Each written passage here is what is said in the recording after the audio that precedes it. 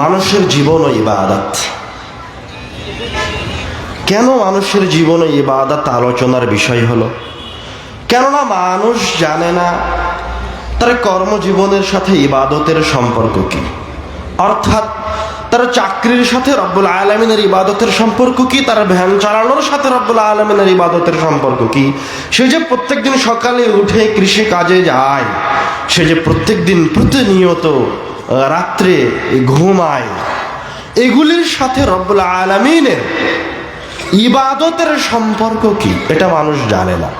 মানুষ কেন জানে না তার কর্মজীবনের সাথে, তার নিত্য সময়ের সাথে ইবাদতের সম্পর্ক কিভাবে, কেন জানে না? মানুষ এই জন্য জানে না, এই জন্য আমরা এটা ভুলে গেছি, আমাদের মাঝে থেকে চলে গেছে। কেননা আমরা রাষ্ট্রীয়ভাবে একটা সেকুলার দেশে বসবাস করি। এই জন্য আমরা আমাদের কর্মের সাথে, রাষ্ট্রনীতির সাথে, সংবিধানের সাথে ধর্মের এবং রব্বুল আলামিনের ইবাদতের সম্পর্ক আছে, এটা আমরা এই জন্য জানি না। কেননা আমরা, আমাদের দেশের পরিচালকরা সব হচ্ছে সেকুলার। তো আমাদের দেশের মুসলমানেরা 99% মানুষ, 95% মানুষ যে দেশের মুসলমান, তারা সেকুলার হলো কেন, কিভাবে হলো? আমরা তো বহুবার যুদ্ধ করলাম। এই সেকুলার আসলো কোথায় থেকে? সেকুলারের উত্থান হয়েছে 1400 খ্রিস্টাব্দের পরে খ্রিস্টানদের কাছে, ইউরোপিয়ান রাষ্ট্রগুলিতে। উত্থান হওয়ার কারণ হচ্ছে তাদের ধর্মের সাথে জ্ঞান বিজ্ঞানের সংঘাত। যখনই কোনো বৈজ্ঞানিক আবিষ্কার হতো তখন সেটা খ্রিস্টান ধর্মের বিরোধী হতো, তাদের কিতাবের বিরোধী হতো। কেননা তারা তাদের কিতাবকে পরিবর্তন করেছে, তাদের ইচ্ছা মতো বিকৃত করে চার্চের পাদ্রীরা মানুষকে কিতাবের দার্স দিত, খ্রিস্টান ধর্মের দীক্ষা দিত। ফলত বিজ্ঞানের সাথে তাদের ধর্মের ছিল সাংঘর্ষিকতা। আর এই দিকে চলে এসেছে ইসলাম। ইসলাম আসার পরেই যখন 1000 খ্রিস্টাব্দে, তখন স্পেনের মুসলমানরা আধুনিকতার যুগে অবস্থান করছে। তখন এই সমস্ত ইউরোপ বিশ্বের মানুষও স্পেন থেকে জ্ঞান আহরণ করতে শুরু করলো। যখন তারা জ্ঞান আহরণ করে বুঝতে পারলো যে আমাদের ধর্ম এই জ্ঞান এবং বিজ্ঞান থেকে সম্পূর্ণ আলাদা, এই ধর্মের সাথে বিজ্ঞান চলবে না, এই ধর্মের সাথে রাষ্ট্র চলবে না, তখন তারা এই জ্ঞান ও বিজ্ঞান শিখে এসে তাদের দেশে আন্দোলন গড়ে তুলল। সেই আন্দোলনের নাম হচ্ছে প্রোটেস্ট্যান্ট আন্দোলন। ক্যাথলিকদের সাথে প্রোটেস্ট্যান্টের দীর্ঘদিনের সংঘর্ষের পরে প্রোটেস্ট্যান্টদের জয় আসলো, ধর্ম থেকে রাষ্ট্রকে আলাদা করা হলো। তারা যখন তাদের দেশে বিজয়ী হলো, যখন তারা মোটামুটি মুসলমানদের কাছ থেকে জ্ঞান বিজ্ঞান নিয়ে নিয়েছে, তখন এই সমস্ত হায়েনার দল যে স্পেন থেকে জ্ঞান অর্জন করেছিল, সেই স্পেনের উপর হামলা চালালো। হামলা চালিয়ে পুরো স্পেনে যত মুসলমান ছিল, যত বিজ্ঞানী ছিল, যত আলেম ওলামা ছিল, সবাইকে গণহারে হত্যা করলো। শুধুমাত্র কর্ডোভার মসজিদে একসাথে ৭৭,০০০ মানুষকে আগুন জ্বালিয়ে তারা মেরে ফেলেছে। মুসলমান নাম নিয়ে কোনো মানুষকে তারা স্পেনে জীবিত থাকার অধিকার দেয়নি। এখান থেকে শুরু হলো সেকুলারদের দেশ জয় এবং অর্থের লোভ লালসা। এখান থেকে তারা শুরু করলো একের পর এক দেশ জয় এবং দেশগুলিকে কলোনিয়াল সিস্টেমের আওতায় নিয়ে আসা, উপনিবেশ গড়ে তোলা। আস্তে আস্তে তারা আফ্রিকা, এশিয়া, আরব বিশ্ব, সব পুরো পৃথিবীকে গোলামে উপনিবেশে রূপান্তরিত করে ফেলল। এবং তাদের এই গোলামির জীবন বিভিন্ন ধর্মের মানুষ, বিশেষ করে মুসলমানেরা 300-400 বছর যাবৎ বহন করলো। যেমন আমাদের পাক ভারতের মানুষেরা 200 বছর যাবৎ ব্রিটিশদের গোলামি করেছে। এইভাবে কেউ ব্রিটিশদের গোলামি করেছে, অর্থাৎ যুক্তরাষ্ট্র যুক্তরাজ্যের গোলামি করেছে, কেউ ফ্রান্সের গোলামি করেছে, সোভিয়েত ইউনিয়নের গোলামি করলো। এক পর্যায়ে গিয়ে তাদের এই স্বৈরা শাসন বিলুপ্তির পথে চলে আসলো, মানুষ বিদ্রোহ করতে শুরু করলো। যখন বিদ্রোহের সামনে তাদের টিকে থাকা মুশকিল হয়ে গেল, তখন এই সমস্ত রাষ্ট্র মিলেই, যুক্তরাষ্ট্র যুক্তরাজ্য ফ্রান্স সোভিয়েত ইউনিয়ন চীন, এরা মিলেই এই সমস্ত কলোনিয়াল, এই সমস্ত উপনিবেশগুলিকে স্বাধীন করতে চাইলো। যারা এতদিন ডাকাতি করছিল তারা এবারকার এই দেশগুলিকে স্বাধীনতা দিচ্ছে। কিসের আওতায় নিয়ে এসে? তারা এই 4-5টা দেশ মিলে জাতিসংঘ গড়ে তুলল।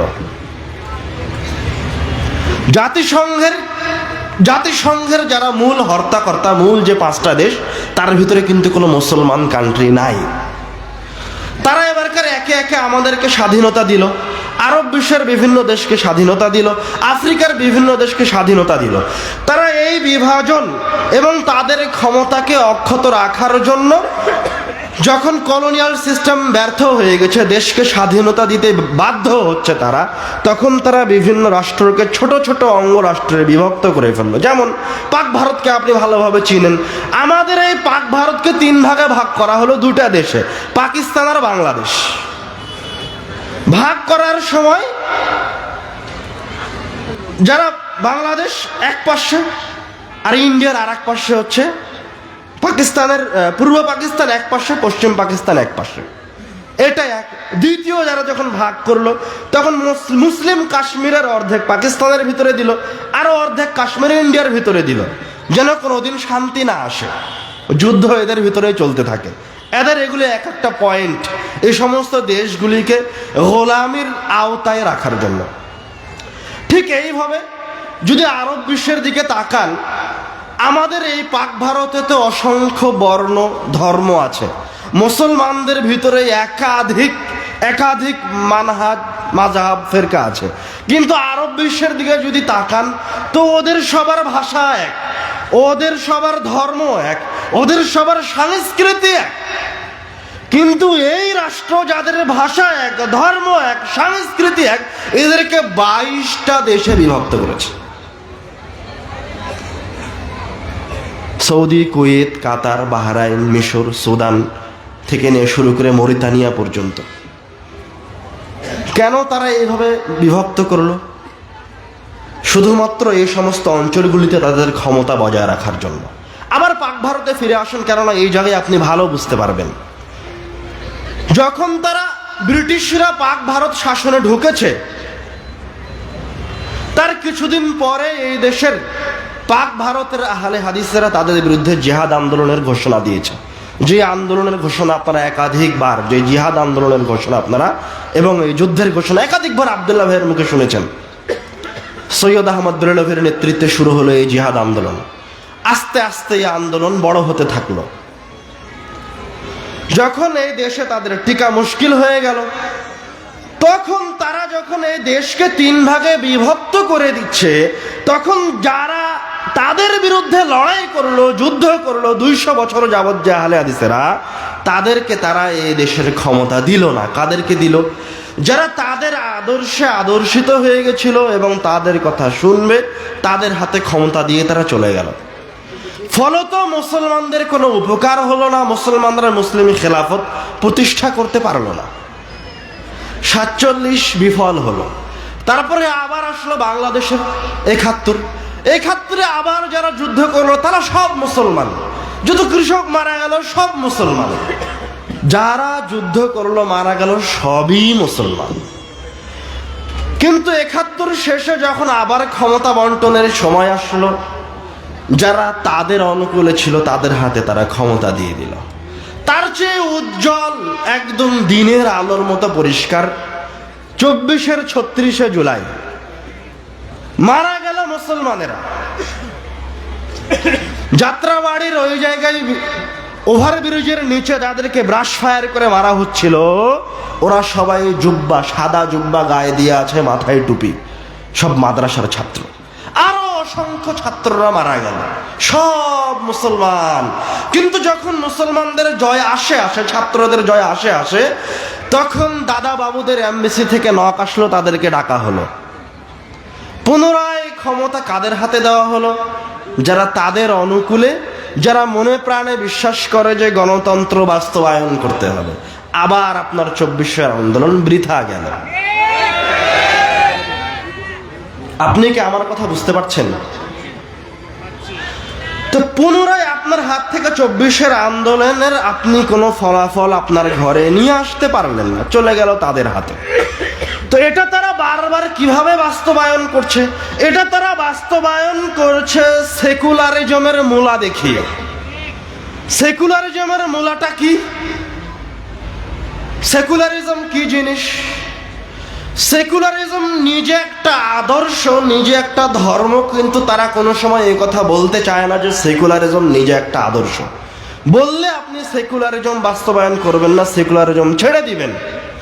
সেকুলারিজম কেমন আদর্শ? সেকুলারিজম আপনার সামনে এসে বলবো যে সবাইকে সমান ক্ষমতা দেওয়া হবে। সেকুলারিজম আপনাকে এসে গণতন্ত্রের নাম দিয়ে বলছে প্রত্যেকটা ব্যক্তি তার রাষ্ট্রনায়ক নির্ধারণ করতে স্বাধীন। মানে এখন আপনি আপনার রাষ্ট্রনায়ক নিজে নির্ধারণ করতে পারবেন। সেকুলারিজম এসে বলছে যদি গণতন্ত্র না থাকে তাহলে অন্য অন্য ধর্মের মানুষেরা নির্যাতিত হবে। সেকুলারিজম এসে বলছে যে ধর্ম পুরাতন হয়ে গেছে, এটা আর চলবে না। এই দীক্ষা তারা তাদের হাতে গড়ে তোলা কিছু ছাত্রদেরকে দিয়েছে, হাতে গড়ে তোলা কিছু মুসলমানদেরকে দিয়েছে। এটা হচ্ছে মূলত খ্রিস্টান ধর্মের দীক্ষা, মুসলমান ধর্মের দীক্ষা নয়। কিভাবে খ্রিস্টান ধর্মের দীক্ষা? তোমার খ্রিস্টান ধর্মের সাথে বিজ্ঞানের সাংঘর্ষিকতা আছে, আমার ইসলাম ধর্মের সাথে নাই। কিন্তু তারা বলার সময় একথা বলে না যে খ্রিস্টান আর ইহুদি আর হিন্দু ধর্মের সাথে বিজ্ঞানের সাংঘর্ষিকতা আছে, ইসলাম ধর্মের সাথে নাই, একথা বলে না।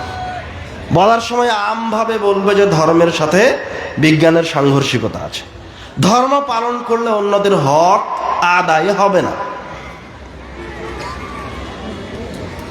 তারা আপনাদেরকে ক্ষমতা বুঝিয়ে দেওয়ার জন্য, আপনাদেরকে লোভ দেখিয়ে, লালসা দেখিয়ে আস্তে আস্তে এই সেকুলারিজম বাস্তবায়ন করার চেষ্টা করেছে।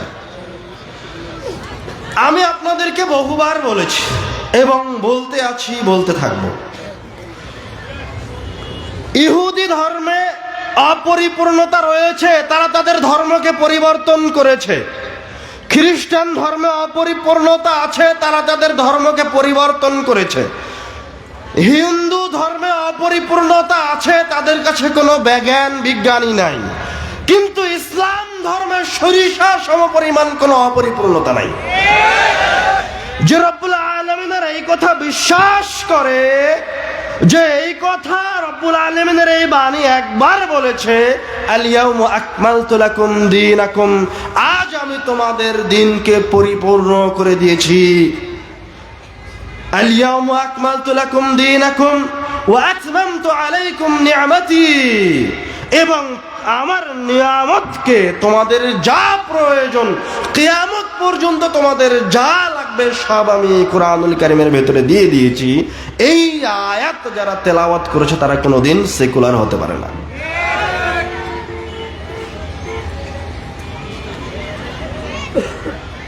তো যারা আপনাদেরকে সেকুলারিজমের দীক্ষা দিচ্ছে তারা সবসময় এই কথা বলছে যে ইসলাম ধর্ম পরিপূর্ণ নয় বা ধর্ম পরিপূর্ণ নয়। এই জন্য আমার আলোচনার বিষয় হচ্ছে আমাদের জীবন এবং ইবাদত। চলেন দেখা যাক মুসলমানের জীবনের কোন অংশটা ইবাদতের বাইরে। আপনাকে দিয়ে শুরু করি এই মাজলিস দিয়ে। এই মাজলিসে বসেছেন, এটাও রব্বুল আলামিনের ইবাদত। রাসূল সাল্লাল্লাহু আলাইহি ওয়াসাল্লাম বলছেন, যখন কোনো গোষ্ঠী কোনো মাজলিসে বসে এবং রব্বুল আলামিনের নাম নেয় না, আল্লাহ রাসূলের উপর দরুদ পাঠ করে না, তাহলে তাদের এই মাজলিসটা আলাইহিম তিরাতান ইয়াউমাল কিয়ামাহ, কিয়ামতের দিনে আফসোসের কারণ হিসেবে দেখা দিবে, কিয়ামতের দিনে ক্ষতির কারণ হিসেবে দেখা দিবে। আল্লাহ রাসূল সাল্লাল্লাহু আলাইহি ওয়াসাল্লাম বলছেন, রাগিমা আনফ রাজুলিন, ওই লোকের নাক ধুলায় ধূসরিত হোক, ওই লোক ক্ষতিগ্রস্ত। যুকুরতু ইনদাহু ফালাম ইউসাল্লি আলাইয়া, ওর সামনে আমার নাম বলা হয়েছে আর আমার উপর দরুদ পাঠ করেনি। বলেন সাল্লাল্লাহু আলাইহি ওয়াসাল্লাম। এবার আসেন, এটা গেল মাজলিসে বসার জন্য আল্লাহর রাসূল আপনাকে বিধান দিয়ে দিয়েছেন এবং মাজলিসকে ইবাদতে রূপান্তরিত করতে বলেছেন। সুবহানাল্লাহ। যেমন বিধান দিলেন মাজলিস শুরু করার, মাজলিসে বসার, তেমনি এই মাজলিসের জন্য ইসলাম ধর্ম নেকিও দিয়েছে। আপনি আল্লাহর নাম নিয়েছেন, আল্লাহর রাসূলের নাম নিয়েছেন, আল্লাহর রাসূলের উপর দরুদ পাঠ করেছেন। আল্লাহ রাসূল বলছে যে তার উপর একবার দরুদ পাঠ করলো তার জন্য কতগুলি নেকি আছে, তার 10টা গুনাহকে মিটিয়ে দেওয়া হলো। সুবহানাল্লাহ। তার উপর 10 বার রহমত বর্ষণ করা হলো, তার আমলনামায় 10টা নেকি লেখা হলো, তার মর্যাদাকে 10 স্তর উপরে উঠিয়ে দেওয়া হলো। সুবহানাল্লাহ।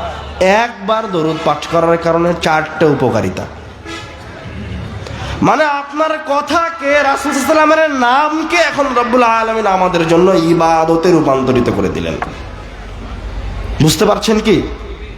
মানে আল্লাহর রাসূলের নামের সাথে আপনি দরুদ পাঠ করছেন, সাল্লাল্লাহু আলাইহি ওয়াসাল্লাম বলছেন, তো তার নাম নেওয়াটা, মাজলিসটা, আমাদের বসাটা ইবাদত হয়ে গেছে। সুবহানাল্লাহ। এইভাবে আমাদের জীবনের অন্য অন্য অংশগুলিও।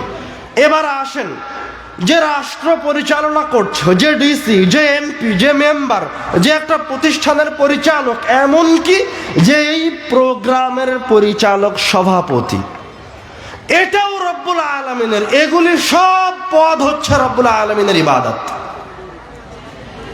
একটাও রব্বুল আলামিনের ইবাদতের বাহিরে নয়। এবং যত বড় দায়িত্ব তত বড় নেকি, তত বড় ফলাফল। রাসূল সাল্লাল্লাহু আলাইহি ওয়াসাল্লাম বলছেন, সাবআতুন ইযিল্লুহুমুল্লাহু তাআলা ফি যিল্লিহি ইয়াওমা লা যিল্লা ইল্লা যিল্লুহু। 7 শ্রেণীর মানুষকে কিয়ামতের দিনে রব্বুল আলামিনের আরশের নিচে ছায়া দেওয়া হবে, যেই দিন রব্বুল আলামিনের আরশের ছায়া ছাড়া অন্য কোনো ছায়া থাকবে না। তার প্রথম শ্রেণীর মানুষ, প্রথম কাতারের মানুষ হচ্ছে ইমামুন আদিল, ন্যায় পরায়ণ শাসক, ন্যায় পরায়ণ প্রতিনিধি। এখন কোন মেম্বার যদি ন্যায় পরায়ণতার সাথে তার দায়িত্ব পরিচালনা করে, কোন স্কুলের পরিচালক যদি ন্যায় পরায়ণতার সাথে তার স্কুল পরিচালনা করে, কোন প্রোগ্রামের, কোন প্রতিষ্ঠানের সভাপতি যদি তার প্রতিষ্ঠানকে ন্যায় পরায়ণতার সাথে পরিচালনা করে, তাহলে আল্লাহর রাসূল বলছেন কিয়ামতের দিন তাকে আরশের নিচে আশ্রয় দেওয়া হবে। সুবহানাল্লাহ।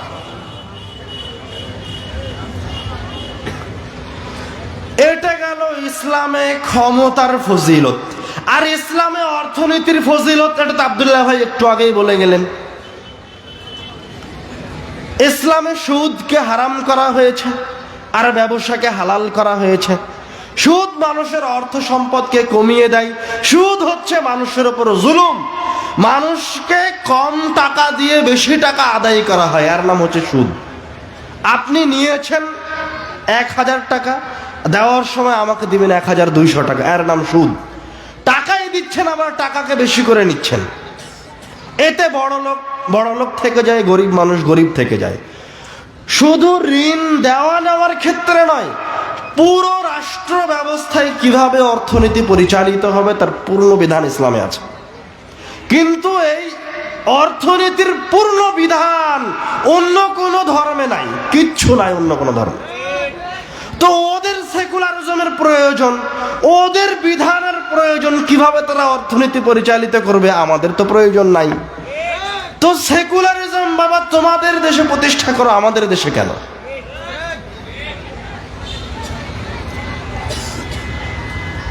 এইভাবে আমাদের জীবনের আরো বিভিন্ন অংশকে রব্বুল আলামিন ইবাদতে রূপান্তরিত করেছেন। আমাদেরকে আল্লাহ রব্বুল আলামিন বলছেন যে তোমাদেরকে কোনো কাজ দিয়েই সৃষ্টি করা হয়নি, শুধুমাত্র ইবাদত ছাড়া। এই আয়াত আপনারা সবাই জানেন, ওয়ামা খালাকতুল জিন্না ওয়াল ইনসা ইল্লা লিয়াবুদুন, আমি মানুষকে সৃষ্টি করেছি শুধুমাত্র রব্বুল আলামিনের ইবাদতের জন্য। আর এক আয়াতে আল্লাহ রাব্বুল আলামিন বলছেন ওয়ামা উমিরু, তাদেরকে আর কোনো নির্দেশই দেওয়া হয়নি, ইল্লা লিয়াবুদুল্লাহ মুখলিসিন, তারা শুধুমাত্র ইখলাসের সাথে রব্বুল আলামিনের ইবাদত করবে। শুধুমাত্র এই একটাই দায়িত্ব মুসলমানদেরকে দেওয়া হয়েছে।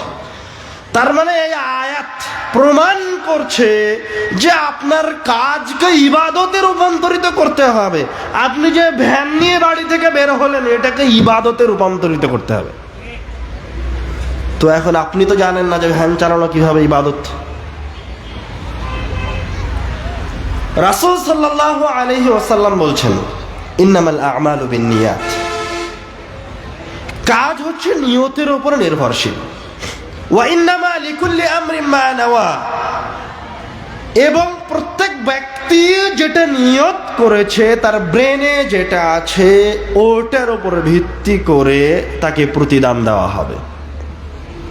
ফামান কানাত হিজরাতুহু ইলাল্লাহি ওয়া রাসূলিহি, যার হিজরতটা রব্বুল আলামিনের দিকে এবং তার রাসূলের দিকে, ফাহিজরাতুহু ইলা মা হাজারা ইলাই, তাহলে সে যেই দিকে বের হয়েছে তার ব্রেনে তার কল্পনায় যেটা আছে সেটাই ধরা হবে, অর্থাৎ তার কাজটা রব্বুল আলামিন এবং আল্লাহর রাসূলের জন্যই ধরা হবে।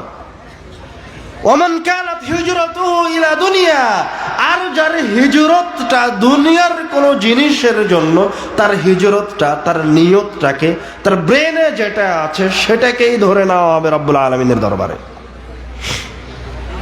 আপনি এখনো স্পষ্টভাবে বুঝতে পারেননি, আরো ভালোভাবে বুঝেন। এবার আপনি যখন আপনার ভ্যান নিয়ে বাড়ি থেকে বের হচ্ছেন, তখন আপনি এবার নিয়ত করেন যে আমি আমার এই ভ্যানে করে কোনো সিগারেট, তামাক, গুল, জর্দা, কোনো প্রকার মাদক দ্রব্য বহন করব না। আপনি রব্বুল আলামিনকে বলেন, রব্বুল আলামিন আপনি পেট দিয়েছেন, রিজিক অন্বেষণ করতে বলেছেন, তাই আমি ভ্যানটা নিয়ে বের হয়েছি রিজিক অন্বেষণ করার জন্য। এবার আপনি যতক্ষণ ভ্যান চালাবেন ততক্ষণ ফেরেশতা আপনার জন্য নেকি লিখবে। সুবহানাল্লাহ, আপনার ভ্যান চালানো এবার ইবাদত হয়ে গেছে। আপনি যখন কৃষি কাজ করতে গেছেন, জমি চাষ করতে গেছেন, তখন আপনি আপনার নিয়তকে সাফ রাখেন, রব্বুল আলামিন তুমি রিজিক অন্বেষণ করতে বলেছো তাই জমিতে চাষ করতে এসেছি, এবার আর একজনের আল থেকে একটু কাটে নিয়েন না কোদাল দিয়ে। ধান তোলার সময় আর একজনের জমি থেকে 10টা ধান উঠিয়ে নিয়েন না, আর একজনের জমি থেকে 10টা আলু উঠিয়ে নিয়েন না। আপনি আর একজনের জমি থেকে ধান উঠিয়ে নিয়েন না, আলু উঠিয়ে নিয়েন না, কোদাল দিয়ে আলটা কাটে ছোট করিয়েন না।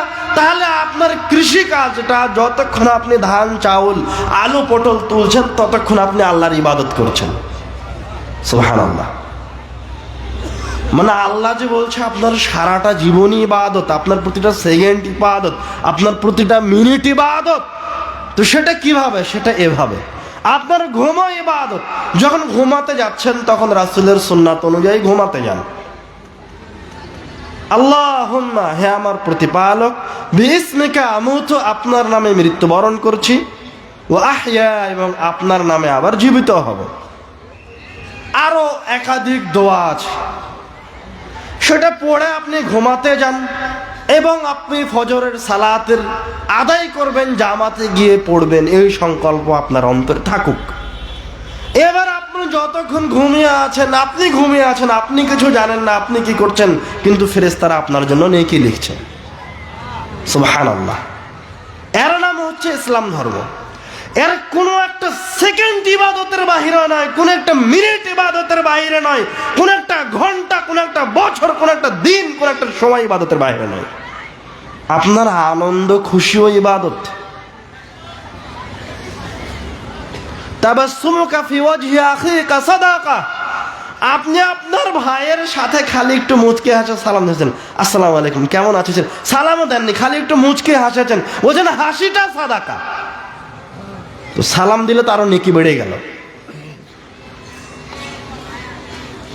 তো আপনার প্রত্যেকটা কর্ম, প্রত্যেকটা সময় এবং আপনার শরীরের সরিষা সমপরিমাণ শক্তি আপনাকে রব্বুল আলামিন দিয়ে রেখেছেন শুধুমাত্র তার ইবাদত করার জন্য। এই জায়গায় কিছু কিছু ক্ষেত্রে রব্বুল আলামিন কিছু ইবাদতের অতিরিক্ত নেকি রেখেছেন। যে সমস্ত ইবাদতের রব্বুল আলামিন অতিরিক্ত নেকি রেখেছেন সেই সমস্ত ইবাদতের মাঝে আমরা কয়েকটা ইবাদত উল্লেখ করি। তার মাঝে আপনাকে আরেকটু বুঝাই যে আসলে অতিরিক্ত নেকি কি। অতিরিক্ত নেকি হচ্ছে অফারের মতো। মানে এখন যদি আপনি একটা ফ্রিজ কিনতে যান তো 50,000 দিয়ে কিনতে হবে।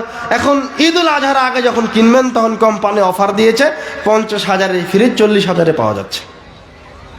মানে বেশি ফায়দা, 10,000 টাকা লাভ হয়ে গেল। ফ্রিজ একই কিন্তু উপকার বেশি। তো রব্বুল আলামিনও তার ধর্মে, রাসূল সাল্লাম এই ধর্মে এমন কিছু ইবাদত রেখেছেন যেটা স্বাভাবিক আপনার সময়ের সাথে জড়িত, কিন্তু তার বিনিময় বেশি। তার একটা ইবাদত হচ্ছে আপনি যখন বাড়ি থেকে বের হচ্ছেন তখন বলেন বিসমিল্লাহি তাওয়াক্কালতু আলাল্লাহ লা হাওলা ওয়ালা কুওয়াতা ইল্লা বিল্লাহ। এই ইবাদতের বিনিময় কি? আপনি বিসমিল্লাহ বলে বাড়ি থেকে বের হয়েছেন, বিসমিল্লাহ আল্লাহর নামে বের হলাম, তাওয়াক্কালতু আলাল্লাহ আল্লাহর উপর ভরসা করেছি, লা হাওলা ওয়ালা কুওয়াতা ইল্লা বিল্লাহ আল্লাহর শক্তি ছাড়া, আল্লাহর ক্ষমতা ছাড়া আর কোনো শক্তি ক্ষমতা নাই। আল্লাহ রাসূল বলছে যখন আপনি এই দোয়াটা বলে বের হয়েছেন তখন 3টা জিনিস ঘটে গেছে। এক, আল্লাহর পক্ষ থেকে আপনাকে হেদায়েত দেওয়া হয়েছে, সুবহানাল্লাহ। আপনি যে কাজের জন্য বের হয়েছেন সেই কাজকে সহজ করে দেওয়া হয়েছে, উপায় বাতলে দেওয়া হয়েছে, সুবহানাল্লাহ। 3, আপনার এই যাত্রায় বাসা থেকে বের হওয়ার পরে যেই বিপদে পড়ার কথা ছিল সেই বিপদকে আপনার উপর থেকে তুলে নেওয়া হয়েছে, সুবহানাল্লাহ। মানে বিসমিল্লাহি তাওয়াক্কালতু আলাল্লাহ লা হাওলা ওয়ালা কুওয়াতা ইল্লা বিল্লাহর ফজিলত এতগুলি এখনো শেষ হয়নি। আল্লাহ রাসূল বলছে যখন আপনি এই দোয়া বলা শেষ করেছেন তখন যে শয়তানটা আপনাকে বিপদে ফেলার জন্য অপেক্ষা করছিল ওই শয়তানও পালিয়ে গেছে। খালি পালিয়ে যায়নি, এবার আপনি যতক্ষণ বাহিরে আছেন এবং অন্য কোনো শয়তান যখন আপনাকে বিপদে ফেলতে আসবে তখন যে শয়তান প্রথমে পালিয়ে গেছিল এইবার ওই শয়তানকে গিয়ে বলবে, আরে তুমি এই বান্দার কি করতে পারো? এই বান্দাকে রব্বুল আলামিন হেদায়েত দিয়েছে, উপায় বাতলে দিয়েছে, নিরাপত্তা দান করেছে, সুবহানাল্লাহ। Extra offer. সময় এক ইবাদতে রূপান্তরিত হলো। আপনার বাসা থেকে বের হওয়াটা ইবাদত হয়ে গেল, কল্যাণের উপরে হয়ে গেল। এটা তো হলোই, পাশাপাশি এবার আপনি কিছু অতিরিক্ত উপকারিতা লাভ করলেন। এইভাবে আরো অসংখ্য ইবাদত আছে। তার মাঝে একটা শক্তিশালী ইবাদত হচ্ছে সাইয়্যিদুল ইস্তিগফার। মুখস্থ আছে সাইয়্যিদুল ইস্তিগফার? বলেন আমার সাথে। আল্লাহ রাসূল সাল্লাল্লাহু আলাইহি ওয়াসাল্লাম বলছেন যে ব্যক্তি সকালে সাইয়্যিদুল ইস্তিগফার পড়লো সন্ধ্যা হওয়ার আগে মারা গেল সে জান্নাতি, সুবহানাল্লাহ। এবং যে সন্ধ্যাতে পড়লো সকাল হওয়ার আগে মারা গেল সে জান্নাতি, সুবহানাল্লাহ। তো এখন কি আপনি সাইয়্যিদুল ইস্তিগফার পড়েন? আপনার কি মুখস্থ আছে? কয়জন মানুষের মুখস্থ আছে? হাত উঠান দেখি। অর্ধেক মানুষেরও মুখস্থ নাই, আলহামদুলিল্লাহ। তারপরে অনেক মানুষের মুখস্থ আছে। সাইয়্যিদুল ইস্তিগফারটা কি? আল্লাহ রাসূল, আমি নাম দেইনি, আমরা নাম দেইনি সাইয়্যিদুল ইস্তিগফার, আল্লাহর রাসূল নিজে এই দোয়ার নাম রেখেছেন সাইয়্যিদুল ইস্তিগফার। এই নামের অর্থ হচ্ছে সাইয়্যিদ মানে হচ্ছে সর্দার, নেতা। আল ইস্তিগফার মানে হচ্ছে ক্ষমা প্রার্থনা। ক্ষমা প্রার্থনার জন্য যত দোয়া আছে তার মাঝে এই দোয়াটা হচ্ছে সবচেয়ে শ্রেষ্ঠ দোয়া, সবচেয়ে শক্তিশালী দোয়া। এই জন্য এই দোয়ার নাম আল্লাহ রাসূল বললেন সাইয়্যিদুল ইস্তিগফার, ইস্তিগফারের সর্দার। দোয়াটা কি? আল্লাহুম্মা আনতা রাব্বি। বলেন আল্লাহুম্মা আনতা রাব্বি, হে আল্লাহ আপনি আমার প্রতিপালক, প্রতিপালনকারী। লা ইলাহা ইল্লা আনতা, আপনি ছাড়া ইবাদতের যোগ্য দ্বিতীয় কোনো ইলাহ নাই। খালাকতানি, আপনি আমাকে সৃষ্টি করেছেন। ওয়া আনা আবদুকা ওয়া আনা আলা আহদিকা ওয়া ওয়া'দিক, আমি আপনার বান্দা। ওয়া আনা আলা আহদিকা ওয়া ওয়া'দিকা মাস্তাতা'তু, এবং আমি আমার সাধ্য অনুযায়ী যতটুকু পেরেছি ততটুকু আপনার সাথে কৃত চুক্তি, আপনার সাথে কৃত ওয়াদার উপর অটল থাকার চেষ্টা করেছি।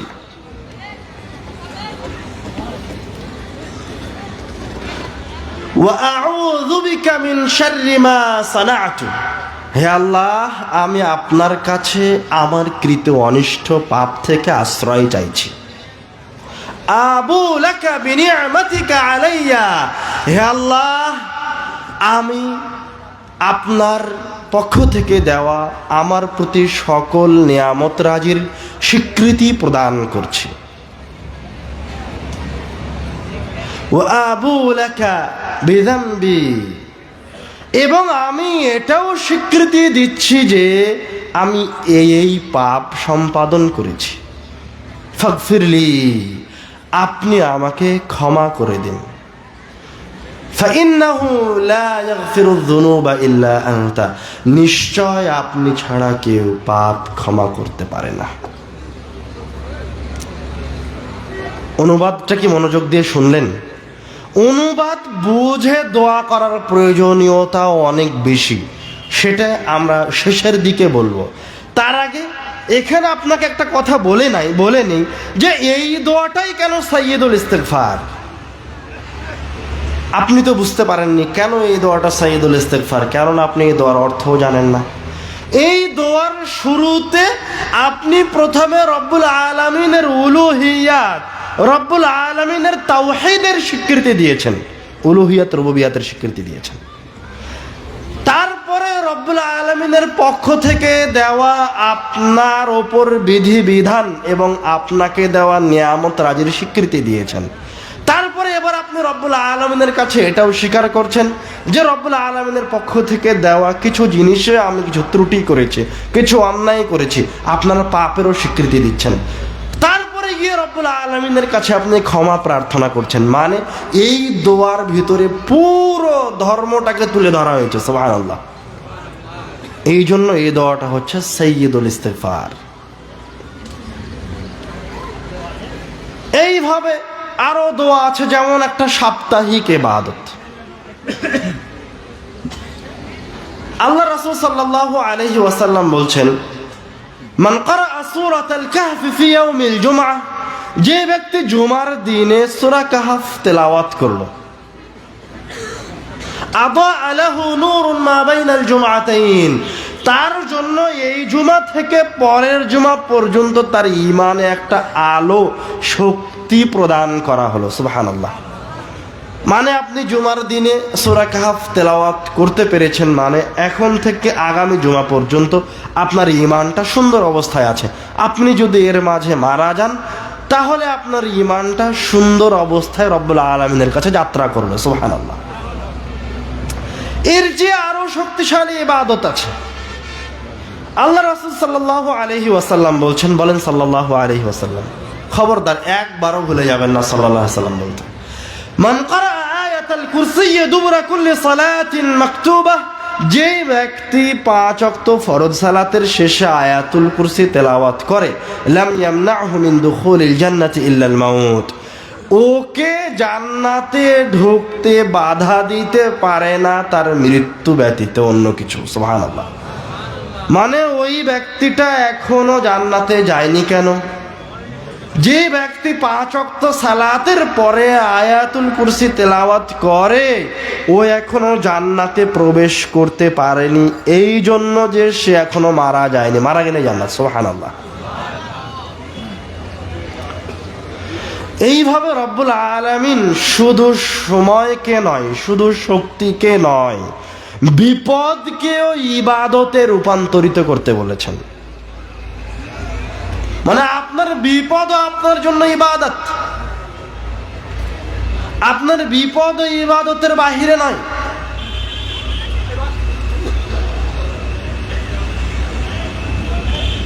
রাসূল সাল্লাল্লাহু আলাইহি ওয়াসাল্লাম থেকে বর্ণিত হয়েছে, একটা হাদিসে এসেছে,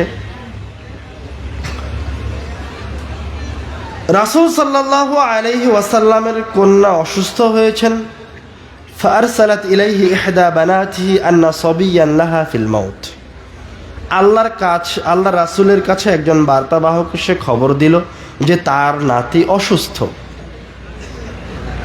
তখন আল্লাহ রাসূল বার্তাবাহককে বলছেন, ইরজি ইলাইহা, তুমি আমার মেয়েকে গিয়ে বলো, ফাখবিরহা, তাকে গিয়ে জানাও, তাকে গিয়ে বলো, তার কাছে ফিরে যাও এবং বলো, ইন্না লিল্লাহি মা আখাযা ওয়া লিল্লাহি মা আ'তা, নিশ্চয় তোমাকে যা কিছু দেওয়া হয়েছে তা আল্লাহর, এবং যেটা তোমার কাছে নিয়ে নেওয়া হচ্ছে সেটাও আল্লাহর, মানে আল্লাহর মাল আল্লাহ নিয়ে নিচ্ছেন।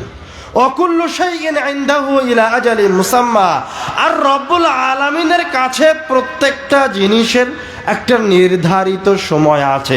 যখন ওই সময় শেষ হয়ে যায় তখন ওই জিনিস ধ্বংস হয়ে যায়। যখন পৃথিবীর সময় শেষ হয়ে যাবে রব্বুল আলামিনের কাছে, তখন পৃথিবী ধ্বংস হয়ে যাবে। যখন এই মাইকটার সময় শেষ হয়ে যাবে, এই মাইকটা অকেজ হয়ে যাবে। যখন আপনার সময় শেষ হয়ে যাবে তখন আপনার রূহকে তুলে নেওয়া হবে। তো আপনার জন্য করণীয় কি? আল্লাহ রাসূল বলছেন, ফালতাসবির ওয়াল তাহতাসিব, তুমি আমার মেয়েকে গিয়ে বলো সে যেন ধৈর্য ধারণ করে এবং রব্বুল আলামিনের কাছে তার বিপদের বিনিময় চায়। বার্তাবাহক আল্লাহ রাসূলের মেয়ের কাছে গেলেন, আবার ফিরে আসলেন, এসে বলছেন, হে আল্লাহ রাসূল, ইন্নাহা ক্বাদ আকসামাত লা তা'তিয়ান্নাহা, আপনার মেয়ে কসম করেছে আপনাকে যেতেই হবে।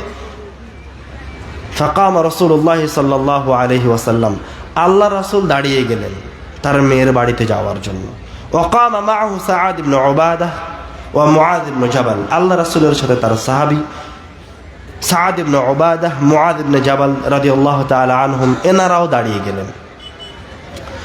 রুফিআ ইলাইহি সাবি, আল্লাহ রাসূল সাল্লাল্লাহু আলাইহি ওয়াসাল্লাম যখন পৌঁছে গেছেন তার মেয়ের বাড়িতে, আল্লাহ রাসূলের নাতনিকে আল্লাহ রাসূলের কোলে তুলে দেওয়া হলো। ওয়া নাফসুহু তাকাকা, যখন আল্লাহ রাসূল তার নাতনিকে কোলে নিয়েছেন তখন তার নাতির রূহটা বের হয়ে যাচ্ছে। নাফসুহু তাকাকা মানে তার রূহটা বের হয়ে যাচ্ছে আর বাচ্চাটা কষ্ট পাচ্ছে, শরীরটা অথবা শব্দ হচ্ছে, ধরফর করছে। সাহাবী বলছেন, কান্নাহু ফি শান্নাতিন, শুষ্ক পুরাতন মশকের ভিতরে কোনো কিছু থাকলে যেমন ঠন ঠন করে আওয়াজ হয়, ওইভাবে ওই ছোট্ট নিষ্পাপ শিশুর রূহ বের হয়ে যাওয়ার সময় ওই রকম আওয়াজ হচ্ছে। ফাফাদা আইনা রাসূলিল্লাহ সাল্লাল্লাহু আলাইহি ওয়াসাল্লাম, তখন রাসূল সাল্লাল্লাহু আলাইহি ওয়াসাল্লামের দুই চোখ দিয়ে অশ্রু গড়িয়ে পড়তে লাগলো। আরেকটা হাদিসে এসেছে, আনাস বিন মালিক রাদিয়াল্লাহু তাআলা আনহু বলছেন, দাখালা রাসূলুল্লাহ সাল্লাল্লাহু আলাইহি ওয়াসাল্লাম, রাসূল সাল্লাল্লাহু আলাইহি ওয়াসাল্লাম তার সন্তান ইব্রাহিমের কাছে প্রবেশ করলেন।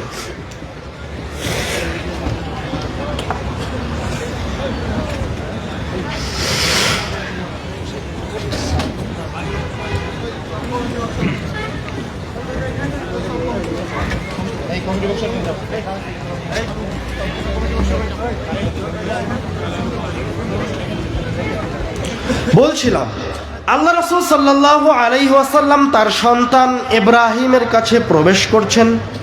ইয়াজুদু নাফসু, যখন তার সন্তানের কাছে যাচ্ছেন তখন তার রূহটা বের হয়ে যায়, মারা যাচ্ছে। ফাযারাফা আইনা রাসূলিল্লাহ সাল্লাল্লাহু আলাইহি ওয়াসাল্লাম, এই দৃশ্য দেখে আল্লাহ রাসূল সাল্লাল্লাহু আলাইহি ওয়াসাল্লামের দুই চোখ দিয়ে অশ্রু গড়িয়ে পড়তে লাগলো। সাহাবী জিজ্ঞাসা করছেন, ওয়া আনতা ইয়া রাসূলুল্লাহ, হে আল্লাহ রাসূল, আপনিও এতটা অসহায় এভাবে কান্নাকাটি করছেন?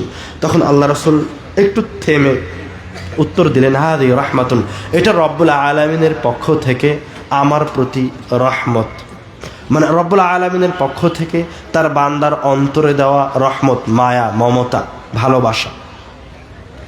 তারপরে আল্লাহ রাসূল সাল্লাল্লাহু আলাইহি ওয়াসাল্লাম বলছেন, ইয়া ইব্রাহিম, হে আমার সন্তান কলিজার টুকরা ইব্রাহিম, ইন্না লা ফিরাকিকা লা মাহজুনুন, আমরা তোমার চলে যাওয়ায় খুব কষ্ট পাচ্ছি।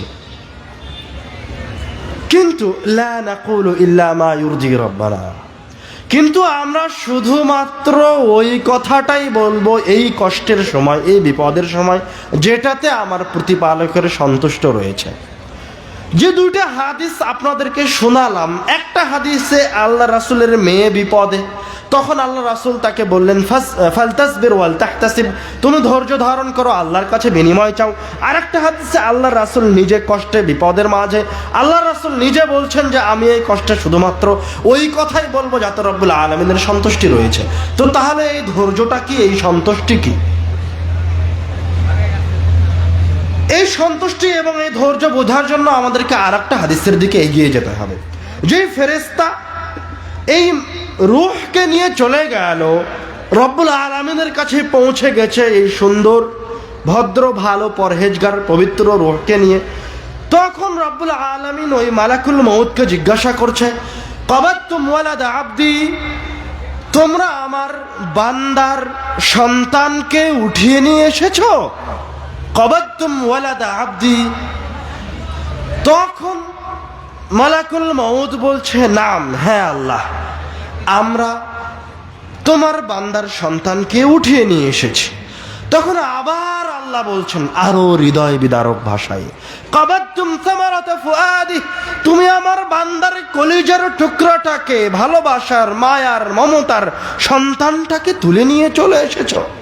তখন মালাকুল মউত ফেরেশতারা আবার বলছে, নাম, হ্যাঁ আল্লাহর রাসূল, হ্যাঁ আমরা আপনার বান্দার কলিজার টুকরাটাকে নিয়ে চলে এসেছে। এবার আল্লাহ রাব্বুল আলামিন আবার জিজ্ঞাসা করছেন, মাযা ক্বালা আবদি, আমার বান্দা তখন কি বলেছে, কি বলেছে গো? তখন ফেরেশতা বলছে, হামিদাক, বলেছে আলহামদুলিল্লাহ, প্রশংসা আল্লাহ, ইন্না লিল্লাহি ওয়া ইন্না ইলাইহি রাজিউন, নিশ্চয় সব কিছু রব্বুল আলামিনের, ওয়া ইন্না ইলাইহি রাজিউন, এবং সবাই রব্বুল আলামিনের দিকে ফিরে যাবে। মানে যার সন্তানকে নিয়ে নেওয়া হয়েছে সে ধর্ম বুঝে, সে ইসলাম বুঝে, সে নামে মুসলমান নয়, সে রাসূলের সুন্নাতকে জানে। যখনই কষ্ট পেয়েছে তখন বলছে আলহামদুলিল্লাহ, কেননা ওর কষ্টকে ইবাদতে রূপান্তরিত করতে চায়, ওর কষ্টকে ইবাদতে রূপান্তরিত করতে চাই। ও বুঝে যেটা রব্বুল আলামিন নিয়ে নিয়েছে সেটা আসলে আল্লাহরই, আমাকে দেওয়া হয়েছিল, আমি জিনিসটাকে ভালোবেসেছি, আল্লাহ নিয়ে নিয়েছে, তাই আমি আবার স্বীকৃতি দিচ্ছি, ইন্না লিল্লাহি ওয়া ইন্না ইলাইহি রাজিউন। এবার বান্দার এই কথা শুনে রব্বুল আলামিন তখন বলে, তোমরা আমার এই বান্দার জন্য জান্নাতে একটা ঘর নির্মাণ করো, সুবহানাল্লাহ, ওয়াসাম্মুহু বাইতুল হামদ, এবং এই ঘরটার, এই বাড়িটার নাম রেখে দাও বাইতুল হামদ, প্রশংসার বাড়ি। বিপদ ইবাদতে রূপান্তরিত হয়ে গেছে। আমরা আলোচনার শেষের দিকে যাচ্ছি, 2-3টা পয়েন্ট বলে আলোচনা শেষ করব। তার মাঝে আমরা কিছু আয়াত বলেছি, কিছু দোয়া বলেছি, এবং আমরা বলেছি যে অর্থ জেনে দোয়া করার ফজিলত ভিন্ন, অর্থ না জেনে দোয়ার ফজিলত পাওয়া যেতে পারে, তবে 100তে 100 পাওয়া যাবে কিনা তা আমার জানা নাই। কেন? রব্বুল আলামিন যখন কোরআনুল কারীমে ইবাদতের কথা বলেছেন তখন ইবাদতকে মুখস্থ করার কথা বলেননি, হিফজ বলেননি। ইবাদতের সাথে যে শব্দটা নিয়ে এসেছেন সেটা হচ্ছে জিকির। মানে জিকির ভিন্ন জিনিস আর মুখস্থ হিফজ ভিন্ন জিনিস। জিকির শব্দটা কিন্তু আরবি, আর মুখস্থ শব্দটা হচ্ছে বাংলা, যার আরবি শব্দ হচ্ছে হিফজ। যেমন আমরা কোরআনের হাফেজদেরকে কি বলি? হাফেজ।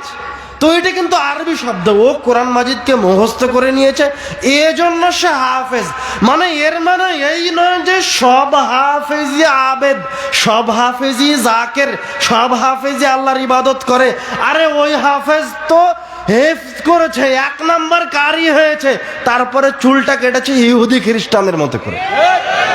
তো ও কোন দিক থেকে রব্বুল আলামিনের ইবাদত করলো? তার মানে বোঝা যাচ্ছে মুখস্থ করাই ইবাদত নয়, জিকির করাটা আল্লাহর ইবাদত। তো আপনাকে এবার বুঝতে হবে জিকির আর মুখস্থের মাঝে পার্থক্যটা কি। এগুলো সব আরবি ভাষা, আরবি পরিভাষা, শাব্দিক বিশ্লেষণ। সহজ বাংলায় উদাহরণ দিয়ে বলছি। জিকির, জিক্রিয়াত থেকে অন্তরে অনুভব করা, অনুভূতি আসা। যেমন আজ থেকে 50 বছর আগে বা 25 বছর আগে আপনার মা মারা গেছে, তো আপনার মায়ের সাথে আপনার একটা দৃশ্য আছে, একটা ঘটনা আছে। যখনই আপনার ওই ঘটনার কথা মনে পড়ে বা আপনি এই ঘটনার কথা কাউকে বলেন, তখনই আপনার দুই চোখ দিয়ে অশ্রু ঝরে। তো আপনি এখন 25 বছর পরে আপনার মায়ের ঘটনা বলছেন, তো এখন কি আপনার মায়ের মৃত লাশটা আপনার সামনে যে আপনি কান্না করছেন? কথা কি বুঝতে পারেননি? মানে আপনার মায়ের সাথে আপনার একটা ঘটনা ঘটে গেছে, হৃদয় বিদারক স্মৃতি আছে। আপনার মা আজ থেকে 25 বছর আগে মারা গেছে, তো ওই ঘটনাটা এখন যখন আপনি আপনার বন্ধুকে বলেন বা কারো সামনে বলেন, তখন আপনার দুই চোখ দিয়ে অশ্রু ঝরে।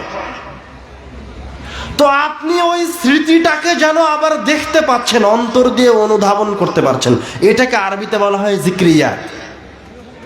বুঝতে পারেননি মনে হয়। জামিয়া সালাফিয়ায় গেছেন, জামিয়া সালাফিয়ায় ঢুকতেই একটা অন্যরকম পরিবেশ। সব ছাত্র ইসলামিক লেবাস পরে আছে, পড়াশোনা করছে, একটা রুহানি অবস্থা। তো আপনি জামিয়া সালাফিয়া থেকে ফিরে এসে আপনার বন্ধুকে জামিয়া সালাফিয়ার গল্প শোনাচ্ছেন এবং বলছেন, আরে জামিয়া সালাফিয়া এমন এমন গো। মনে হচ্ছে যেন আপনি জামিয়া সালাফিয়াকে এখানে দেখছেন আর বলছেন। তো জামিয়া সালাফিয়া এখন আপনার সামনে নাই, 2 দিন আগে গেছিলেন, এখন আপনার বন্ধুকে গল্প শোনাচ্ছেন। এটা হচ্ছে আপনার জিক্রিয়া।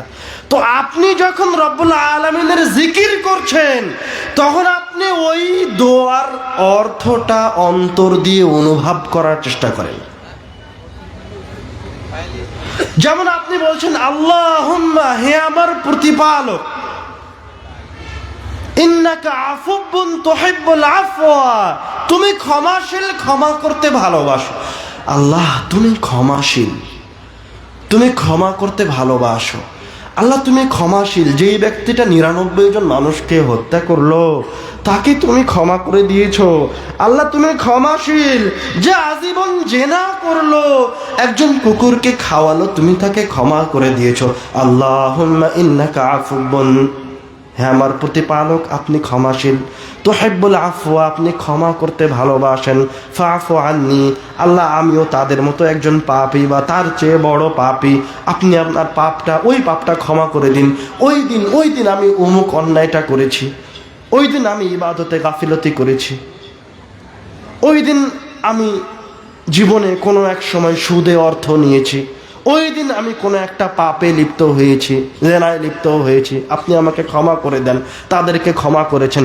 এইভাবে অন্তর দিয়ে দোয়াটাকে অনুভব করেন, দোয়ার অর্থটাকে অনুভব করেন, রব্বুল আলামিনের কাছে কান্না করেন, তাহলে দোয়া 100% কবুল হবে ইনশাআল্লাহ। এর নাম হচ্ছে দোয়াকে জিকিরে রূপান্তরিত করা। আমরা বলছিলাম একজন মুসলমানের জীবনের প্রতিটা সেকেন্ড, মিনিট, ঘন্টা, দিন, বছর, মাস সবই ইবাদতের জন্য। এবং রব্বুল আলামিন একজন মুমিনকে যে 1 ফোঁটা রক্ত দিয়েছেন, সরিষার সমপরিমাণ শক্তি দিয়েছেন, এটাও রব্বুল আলামিনের ইবাদতের জন্য। মুসলমানের কোনো মানুষের, কোনো বান্দার, কোনো দাসের এর বাইরে আর কোনো কাজ নাই। এবং আমরা আমাদের এই আলোচনায় উল্লেখ করেছি যে আমাদের জীবনের প্রত্যেকটা জিনিসকে ইবাদতে রূপান্তরিত করতে হবে। আমাদের রাসূলের প্রতি ভালোবাসাটাও ইবাদত। এখনই আল্লাহ রাসূলের বিষয়ে কেউ কিছু বললে আপনি রাস্তায় বের হয়ে যাবেন, অথচ আল্লাহ রাসূলের একটা আদর্শ আপনার মাঝে দেখা যায় না। আপনার দাড়ি চাছা দাড়ি নাই, টাকনুর নিচে কাপড় পরে থাকেন, আল্লাহ রাসূলের নাম শুনতেই আপনি রাস্তায় চলে গেছেন ভালো কথা, এবং বাস্তবেই আপনার কাছে আল্লাহ রাসূলের প্রতি ভালোবাসা আছে। তো আল্লাহ রাসূলের প্রতি ভালোবাসার প্রতিফলনটা কেন আপনার ভিতরে নাই? এই না থাকার পিছনে একটা সবচেয়ে বড় কারণ, একাধিক কারণের মাঝে, সেটা হচ্ছে আপনি আল্লাহর রাসূলকে কখনো কোনো সময় দেখেননি। মানুষের কথা শোনা এক জিনিস, তাকে দেখা আর এক জিনিস। আব্দুর রাজ্জাক বিন ইউসুফ আব্বুর বক্তব্য শুনে সে পাগল, শুধু একবার আসতে চায় ইন্ডিয়া থেকে, সৌদি থেকে, বিভিন্ন দেশ থেকে, একবার শুধু স্বচক্ষে দেখবে। তাই তো দেখার আবার আর একটা আলাদা প্রভাব আছে। তো আমরা যারা আলেম ওলামারা আছি, তারা রাসূলের কথা বলেছি, কিন্তু মানুষকে রাসূলকে দেখাতে পারিনি। এটা আমাদের দেশের আলেম ওলামাদের ব্যর্থতা, আমাদের ব্যর্থতা। রাসূলকে যখন আপনি দেখবেন, তখন আপনার ভালোবাসা আরো বেশি বৃদ্ধি পাবে। যখন আপনার ছেলেটা যখনই মনে করে যে আমাকে কারো মতো হতে হবে বা আমি একটু স্টাইল করব, তখনই আপনার সন্তানের মাথায় যে ডিজাইন আসে ওটা হচ্ছে একদম ইহুদি খ্রিস্টান মডেলের চেহারা। আল্লাহ রাসূলের চেহারা আর আসে না, কেননা সে তো আল্লাহ রাসূলের চেহারা কেমন জানেই না। যখনই চুলের স্টাইল করার প্রয়োজন মনে করছে, তখনও শাহরুখ খান, সালমান খানের স্টাইল করছে। যখনই শরীরের পোশাকের কোনো অঙ্গ প্রত্যঙ্গের স্টাইল করার প্রয়োজন মনে করছে, তখন ইহুদি খ্রিস্টানদের অনুসরণ করার প্রয়োজন মনে করছে। কারণ তার সামনে তো সর্বশ্রেষ্ঠ, সবচেয়ে সুন্দর ব্যক্তির চেহারা তার সামনে উপস্থিত নাই। এটা আমরা আপনাদেরকে দিতে পারিনি। এই জন্য অবশ্যই আপনাকে আল্লাহর রাসূলকে দেখতে হবে, দেখার প্রয়োজনীয়তা আছে। আল্লাহর রাসূল নিজে বলছেন যে আমার উম্মতের মাঝে এমন কিছু মানুষ থাকবে, ইন্না উনাসান মিন উম্মতি ইয়াতুনা বাদি, আমার মৃত্যুর পরে কিছু মানুষ আসবে যারা আমাকে এতটা ভালোবাসবে, ইয়াওয়াদ্দু আহাদুহুম, তাদের এক একজনের অন্তরের বাসনা হবে, লাউ ইশতারা রুয়াতি বিআহলিহি ওয়া মালি, যদি রব্বুল আলামিনের চেহারাটা দেখার জন্য সব সম্পদকে দিয়ে দিতে হয়, সব সন্তানকে দিয়ে দিতে হয়, বিক্রি করে দিতে হয়, তাহলে তারা সেটাই করবে। সুবহানাল্লাহ। আল্লাহ রাসূলকে দেখার প্রয়োজন আছে, দেখলে ভালোবাসা পরিপূর্ণতা লাভ করে। তো দেখার জন্য আমি এক সময় সালাফি কনফারেন্সে আল্লাহ রাসূলের চেহারার উপর বর্ণনা দিয়েছিলাম। তারপর এই আলোচনাকে আরো পরিপূর্ণতা দান করার জন্য এবং যাতে মানুষ আল্লাহ রাসূলকে চিনতে পারে, আরো তো কিতাব আছে। আমরা যারা আল্লাহ রাসূলের সঠিক অনুসরণ করি, তারা সুফিবাদের বিরোধিতা করতে গিয়ে, যারা আল্লাহ রাসূলের প্রতি অতিরিক্ত ভালোবাসা দেখাতে গিয়ে বাড়াবাড়ি করেছে, আল্লাহ রাসূলের ভালোবাসা দেখাতে গিয়ে বাঁশ দিয়ে ওপরে উঠে যাওয়ার প্রয়োজন মনে করেছে, আল্লাহ রাসূলের নাম আসতে তার উপরে দরুদ পাঠ করার সময় দাঁড়িয়ে যাওয়ার প্রয়োজন মনে করেছে, তাদের বিরোধিতা যখন করেছি তখন পরিপূর্ণভাবে বিরোধিতা করতে পারিনি। আল্লাহ রাসূলের সঠিক চেহারাটা, সঠিক সুন্নাতটা ভালোভাবে পেশ করতে পারিনি।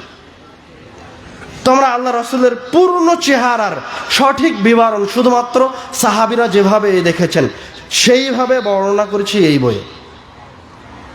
রাসূল সাল্লাল্লাহু আলাইহি ওয়াসাল্লাম দেখতে যেমন ছিলেন, এটাও আপনার জন্য ইবাদত।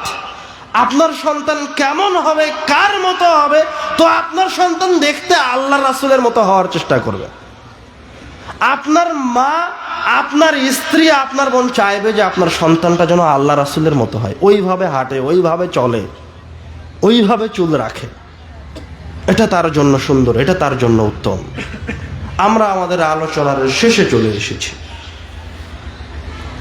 শেষ সারাংশে বলতে চাই, আমরা বলেছিলাম সেকুলারিজম থেকে মূলত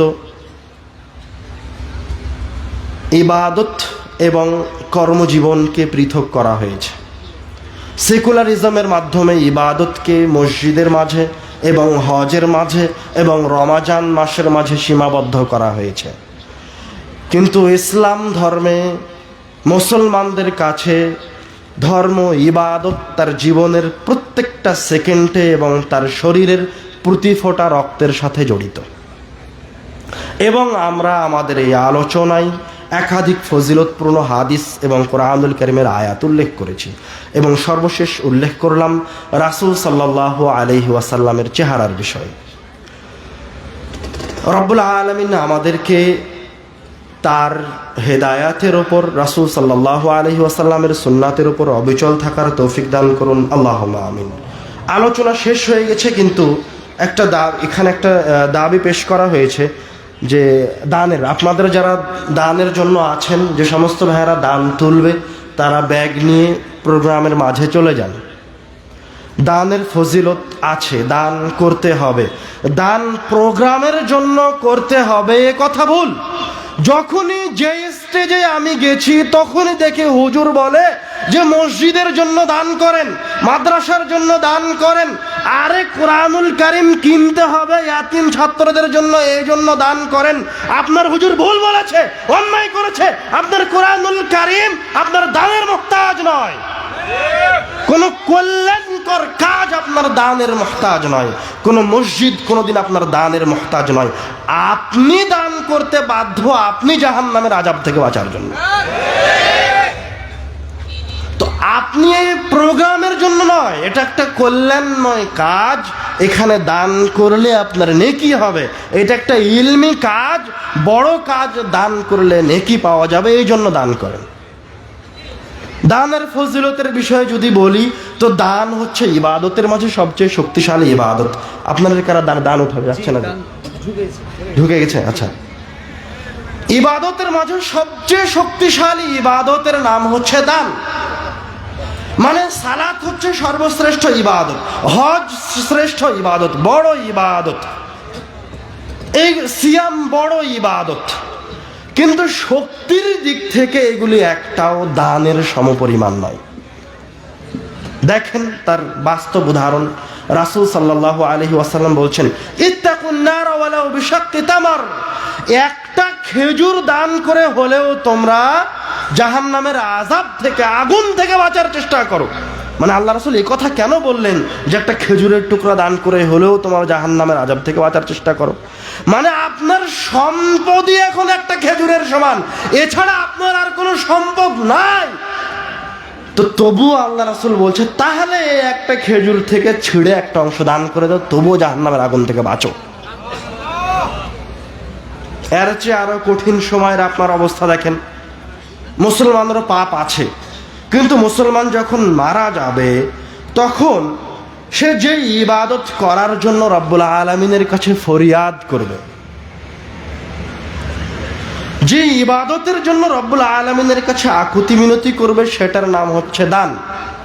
সে রব্বুল আলামিনকে বলবে, রব্বি লাউলা আখারতানি ইলা আজালিন করিব, হে আল্লাহ আপনি যদি আর একটু পরে, 1 সেকেন্ড পরে আমার রূহটা নিয়ে নেন, লা আসাদদাকা ওয়া আকুম মিনাস সালিহিন, তাহলে আমি আমার অর্থ সম্পদগুলি দান করে সালিহিনদের অন্তর্ভুক্ত হয়ে যাব। মানে তার ওই শেষ সময়ে যখন তার রূহকে নিয়ে নেওয়া হচ্ছে, তখনও আল্লাহর কাছে এই ফরিয়াদ করবে না যে হ্যাঁ আল্লাহ আমাকে হজ করার জন্য একবার সুযোগ দেন, হে আল্লাহ আমাকে 2 রাকাত সালাত আদায় করার সুযোগ দেন, হে আল্লাহ আমাকে একটা দিন সিয়াম পালন করার সুযোগ দেন। এ দাবি দাওয়া আল্লাহর কাছে পেশ করবে না, আল্লাহর কাছে আকুতি মিনতি করবে, 1 সেকেন্ড সময় দেন আমার অর্থ সম্পদগুলি দান করে দিয়ে সালেহিন মুত্তাকিদের অন্তর্ভুক্ত হয়ে যায়। এর নাম হচ্ছে দান, এর নাম হচ্ছে দানের ক্ষমতা, এর নাম হচ্ছে দানের শক্তি। এছাড়াও অন্যতম আর একটা হাদিস যেটা আছে সেটা হচ্ছে as-সাদাকাতু তারুদ্দুল বালা, দান সাদকা বিপদকে সরিয়ে দিতে পারে। এই হাদিস তো বহুদিন শুনলেন যে দান সাদকা বিপদকে সরিয়ে দিতে পারে, কিন্তু এর মানেটা কি? এর মানেটা হচ্ছে প্রোগ্রাম থেকে বের হয়ে রাস্তা দিয়ে হাঁটতে হাঁটতে একটা মোটরসাইকেল বা গাড়ির সাথে ধাক্কা লেগে আপনার অ্যাক্সিডেন্ট হওয়ার কথা ছিল, পাটা ভেঙে যেত, ওই জায়গায় আপনার 50,000 টাকা খরচ হতো। আপনি বের হওয়ার আগেই 50 টাকা দিয়ে বের হয়ে গেছেন, রব্বুল আলামিন আপনার ওপর থেকে এই বিপদটা তুলে নিয়েছে, সুবহানাল্লাহ। এর নাম হচ্ছে as-সাদাকাতু তারুদ্দুল বালা, দান সাদকা বিপদকে সরিয়ে দেয়। আর দান সাদকা না করলে বিপদ আসবে। কেন আসবে? কেন আসবে? কেননা আপনার সম্পদ থেকে দান সাদকা করতেই হবে, এটা মানুষের হক, এটা আপনার ওই অর্থ সম্পদের হক। আপনার কাছে যে 1 লক্ষ টাকা আছে, ওই 1 লক্ষ টাকার হক হচ্ছে ওখান থেকে কিছু টাকা মানুষকে দিতে হবে। কিন্তু যখন আপনি কৃপণতা করবেন, ওই টাকার উপরে আপনি দিতে চাইবেন না, তখন রব্বুল আলামিন জোর করে যেটা হক ছিল ওটাকে বের করে নিয়ে আসবেন। বুঝতে পারেননি কথা? তখন অ্যাক্সিডেন্ট হবে, নয়তো অন্য কিছু হবে, তারপর আপনার ওই টাকাটা বের হয়ে আসবে, আপনি কোনোভাবে আটকাতে পারবেন না। আপনারা আমাদের আলোচনা ভুলে যেন না, বেশি বেশি রাসূলের উপর দরুদ পাঠ করার চেষ্টা করেন, সেকুলারিজম থেকে সাবধান থাকেন, আপনার সন্তানকে এবং নিজের জীবনকে সদা সর্বদা ইবাদতের ওপর রাখার চেষ্টা করেন। রব্বুল আলামিন আমাদেরকে কবুল করুক, আল্লাহুম্মা আমিন। আমাদেরকে সর্বদা ইবাদতের উপর থাকার তৌফিক দান করুক, আল্লাহুম্মা আমিন। এই বলে আমি আমার কথা এখানে শেষ করছি। ওয়া আখিরু দাওয়ানা আলহামদুলিল্লাহি রাব্বিল আলামিন। আসসালামু আলাইকুম ওয়া রাহমাতুল্লাহ।